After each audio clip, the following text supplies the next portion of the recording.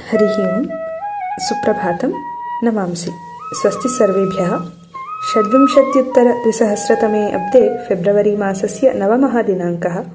कलियुगाब्दः 27-100 श्रीविश्वावसु नाम संवत्सरः उत्तरायणं शिशिरऋतुः माघः मासः सौरमानरीत्या मकरमासस्य 27 दिनं कृष्णपक्षः तिथिः अष्टमी वासरः सोमवासरः नक्षत्रं विशाखा योगः वृद्धिः करणं बालवः।